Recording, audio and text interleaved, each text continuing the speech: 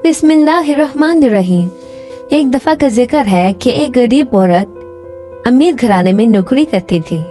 वो बहुत मेहनती और सादा मिजाज थी, मगर उस घर की मालिकन गरूर और तकब्बुर में डूबी हुई थी। वो गरीब औरत से सख्त नफरत करती और हमेशा इसे हकीर समझती। एक दिन ऐसा हुआ कि अमीर औरत का बेटा सख्त बीमार हो गया। बीमारी दिन ब दिन बढ़ती गई।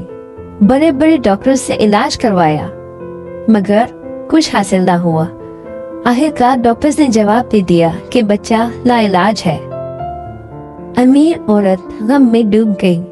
एक दिन गरीब नौकरानी ने कहा, बीबी जी, कुरान और हदीस में सदका देने की बड़ी फजीलत बयान हुई है, आप सदका करें, अल्लाह पाक मुश्किलात आसान फरमा देगा। अमीर औरत ने इब्तिदा में मजाक उड़ाया, मगर जब कोई चारा ना रहा तो मजबूरन उस गरीब नौकरानी को कुछ पैसे सदके के तौर पर दिए। वो पैसे नौकरानी ने गरीबों और यतीमों में बांट दिए। कुछ ही दिनों बाद अल्लाह पाक के हुक्म से वो बच्चा सेहतमंद होने लगा। आहिस्ता आहिस्ता उसकी बीमारी खत्म हो गई। डॉक्टर्स हैरान रह गए कि ये तो लाइलाज मर्ज था, मगर ये कैसे ठीक हो गया। अब इस अमीर औरत को यकीन हो गया था कि वाकई सदका बलाओं को टालता है। उस दिन के बाद उसने गरीबों से नफरत छोड़ दी और हमेशा अल्लाह की राह में सदका करने लगी। अल्लाह ताला कुरान पाक में फरमाते हैं, अगर तुम सदकात जाहिर करो तो भी अच्छा है, और अगर छुपा कर फकीरों को दो तो ये तुम्हारे लिए ज्यादा बेहतर है, और अल्लाह तुम्हारे गुनाहों को दूर कर देगा।